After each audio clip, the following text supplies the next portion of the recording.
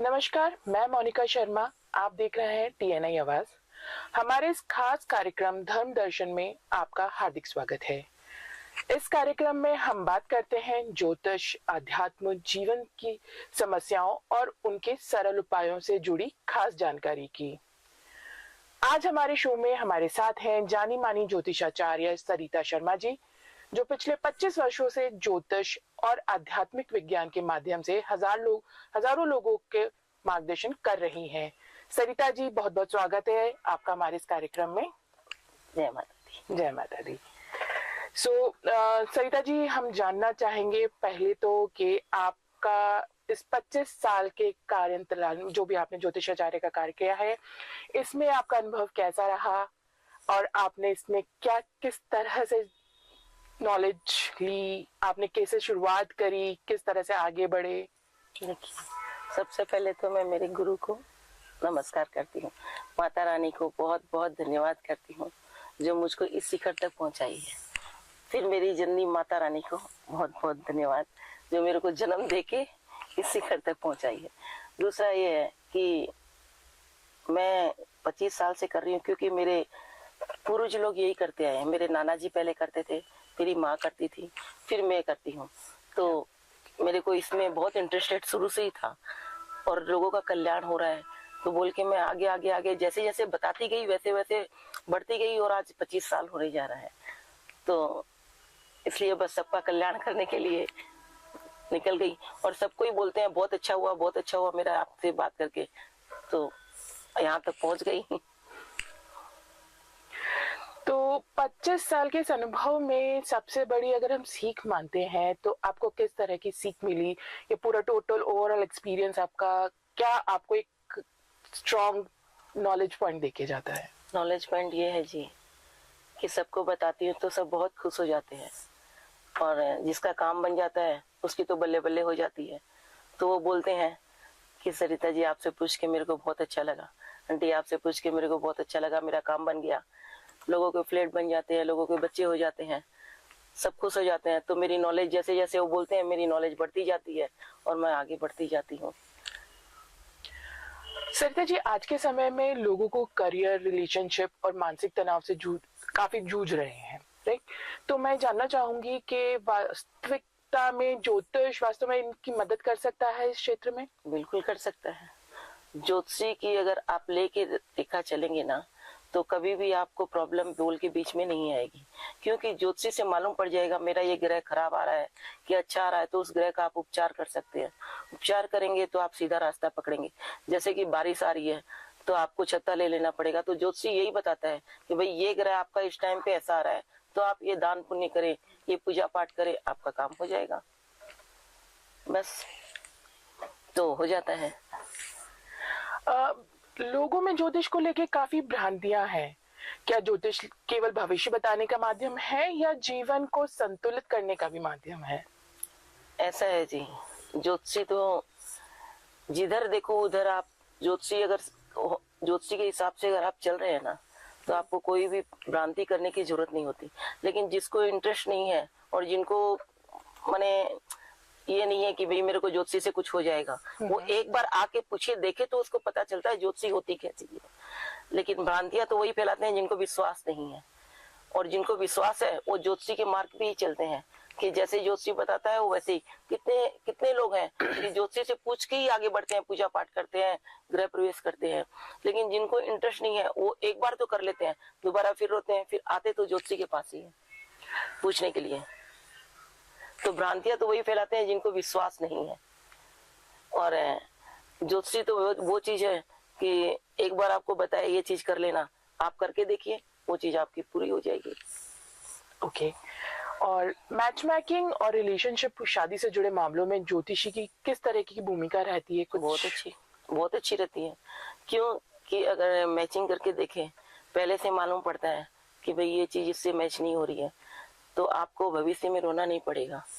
ज्योतिषी पहले ही बताते हैं कि आपसे मैच नहीं हो रहा है तो आपको रोना नहीं पड़ेगा। और मैच करने से अगर शादी ब्याह करते हैं, चाहे कुछ भी आगे कोई चीज करते हैं, शादी ब्याह ही क्यों, बिजनेस पार्टनर भी है, आप मैचिंग पूछेंगे तो उससे वो अच्छा रहता है। ओके।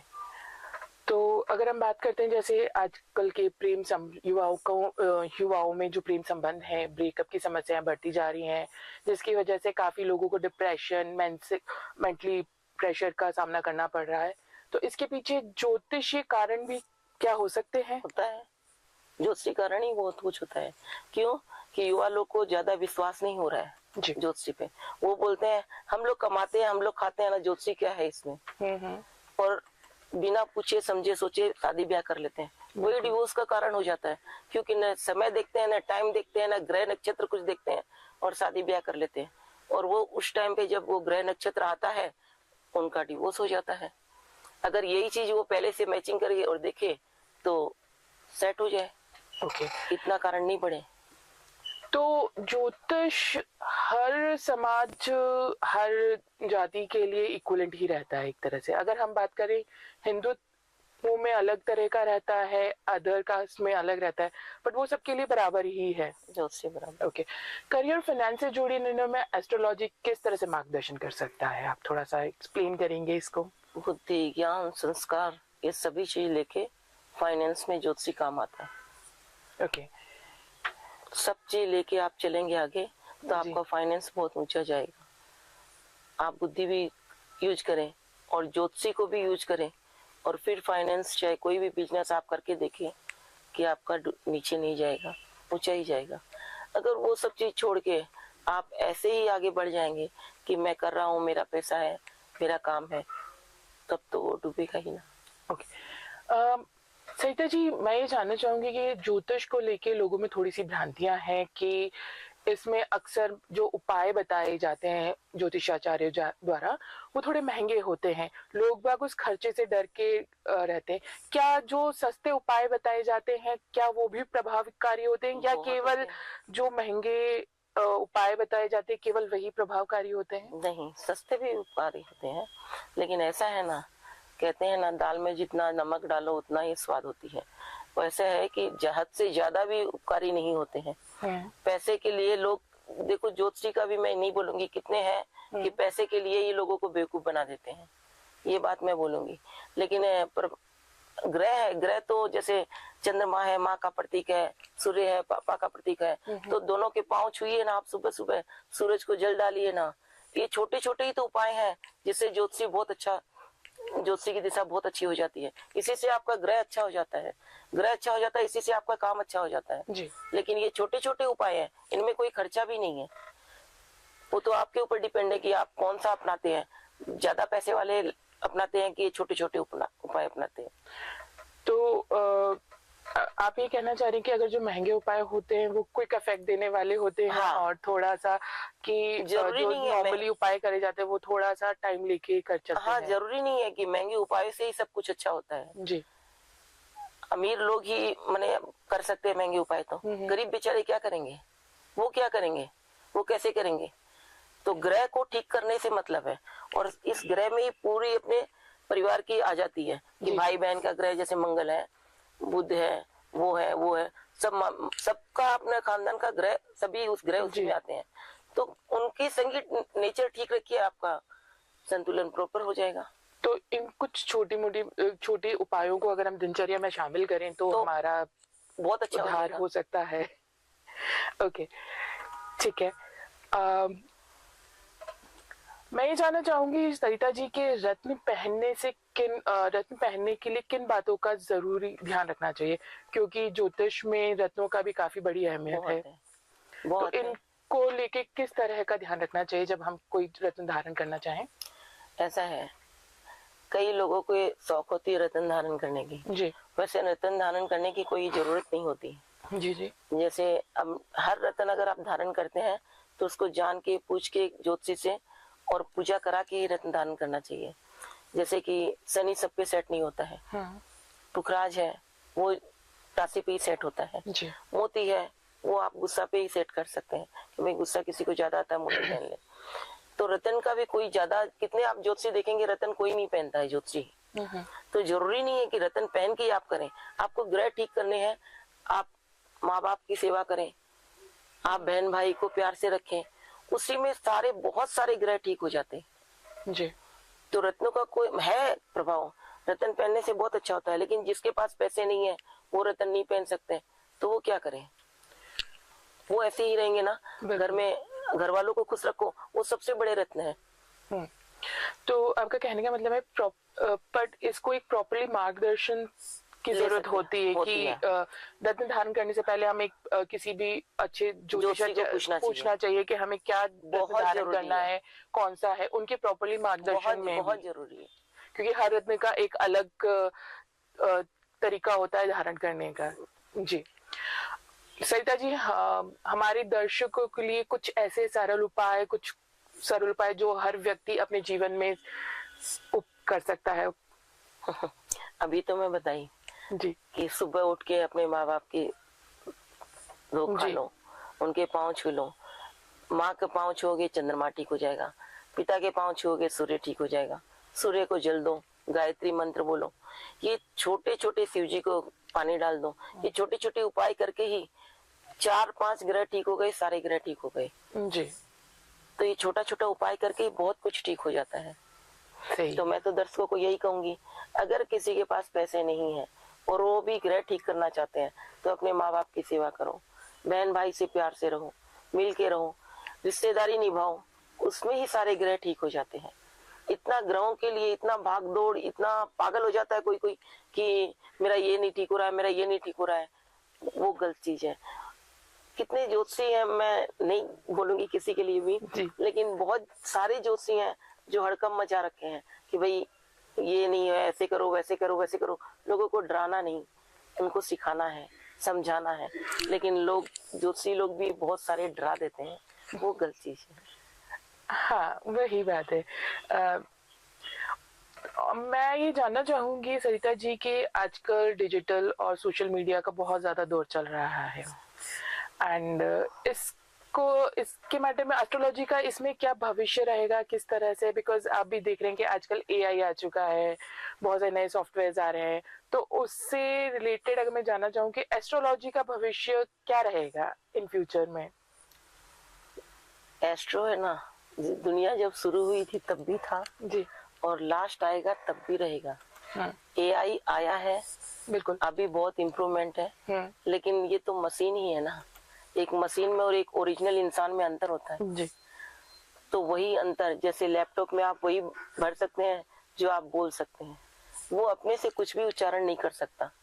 फोन है, लैपटॉप है, उसमें आप वही कर सकते हैं, जो आप डाले हैं वही दिखाएगा वो जी। लेकिन इंसान है ओरिजिनल, वो अपने मन से अनुभव बताता है। तो सोशल मीडिया जितना भी कुछ कर ले, ओरिजिनल चीज तो ओरिजिनल ही रहती है। बिल्कुल सही बताया आप। सरिता जी, आपका एक यूट्यूब चैनल भी है जो काफी लोकप्रिय भी हो रहा है, ठीक है, तो आपको दर्शकों का किस तरह का रिस्पांस मिल रहा है, कुछ शेयर करेंगे? बहुत अच्छा मिल रहा है, पूछते हैं लोग और बहुत अच्छा मिल रहा है। वो मिल रहा है और उनका आशीर्वाद है, तभी मैं यहाँ तक और बहुत आगे तक पहुंची हूँ। तो उनका प्यार और आशीर्वाद से ही मैं बहुत आगे तक और यहाँ तक पहुंची। सरिता जी, 2026 को लेकर आम लोगों के लिए आपका क्या ज्योतिषीय संदेश रहेगा? ऐसा है जी, लोग डराते बहुत हैं जी कि 2026 में ऐसा हो जाएगा वैसा हो जाएगा। हर साल में थोड़ा बहुत तो कुछ होता ही है ना, होता ही है। फिर 2026 में भी ऐसा कोई भूचाल नहीं आ जाएगा कि लोग सारे मर जाएंगे, वैसा कुछ नहीं होने वाला है। हाँ, बोलते हैं ना, सुख है तो दुख भी है, तो थोड़ा बहुत प्रॉब्लम भी आएगी, लेकिन हमारे देश की बहुत उन्नति होगी, हमारा देश आगे जाएगा। और वैसे भी आप देखे होंगे जनवरी में लड़कियों ने वर्ल्ड कप जीत लिया है, तो हमारा देश जनवरी से ही स्टार्ट कर दिया है, तो हमारा देश आगे बढ़ेगा। और थोड़ा बहुत है, जैसे लोग बोलते हैं कि प्रॉब्लम आएगी, वो है वो तो देखिए हर जगह हर घर में भी आती है, तो हमारे देश पे भी आएगी और उसको उठाने के लिए सब खड़े भी हैं कि हम लोग प्रॉब्लम से भी लड़ने के लिए तैयार हैं। तो वैसी कोई बात नहीं है कि कुछ बहुत ज्यादा ही प्रॉब्लम हो जाएगी। हाँ, थोड़ी बहुत आएगी, वो हर साल ही आती है। मैं किसी को भी डरा नहीं सकती और किसी को भी ये नहीं बोल सकती कि बहुत कुछ होने वाला है, भूचाल आने वाला है। आएगा, लेकिन हर जगह थोड़ी आएगा, कहीं कहीं पे आएगा, तो वहाँ पे संभावना भी दी जाएगी। बिल्कुल, ये आपने बहुत अच्छी बात कही है। सरिता जी, जो लोग जीवन से परेशान हैं और जिन्हें दिशा नहीं मिल पा रही है, उन्हें आप क्या सलाह देना चाहेंगी? जिन्हें दिशा नहीं मिल पा रही है उनके माँ बाप तो हैं। जी। सबसे बड़ी दिशा वही होते हैं। माँ बाप की आज्ञा मान के चले तो उससे बड़ी दिशा तो कुछ हो ही नहीं सकती है, क्योंकि दुनिया साथ छोड़ देगी लेकिन माँ बाप तो साथ नहीं छोड़ेंगे ना। और अगर माँ बाप भी साथ नहीं रहे, वही बच्चे आजकल बाहर चले जाते हैं कमाने के लिए, माँ बाप के साथ नहीं रह पाते हैं, तो ऊपर वाला तो हमेशा साथ ही रहेगा, वो मरते दम तक साथ नहीं छोड़ता है। तो मैं तो यही बोलूंगी उनको, पूजा करो, पाठ करो, जितना हो सकता है उतना करो। अनलिमिटेड भी मत करो कि आप परेशान हो जाओ, इतना भी मत करो, लेकिन जो करो मन से करो। और मन है ना आपका, उसमें मिल गया तो आपका काम बन गया। बहुत खूब, बहुत ही खूब, बहुत अच्छी बात कही है आपने सरिता जी। ये आज के जमाने में लोगों को बहुत जानना जरूरी है, बहुत जरूरी है कि पेरेंट्स को रिस्पेक्ट देना बहुत ज्यादा बहुत जरूरी है है। और फैमिली की वैल्यू करना भी बहुत ज्यादा जरूरी है। तो इस खास कार्यक्रम में बस इतना ही। उम्मीद है आज की चर्चा आपके जीवन में नई दिशा और सकारात्मक सोच लेकर आएगी। देश और दुनिया की तमाम बड़ी खबरों और खास कार्यक्रमों के लिए देखते रहिए टीएनआई आवाज, क्योंकि टीएनआई आवाज है आपकी आवाज के साथ। नमस्कार। जय माता दी।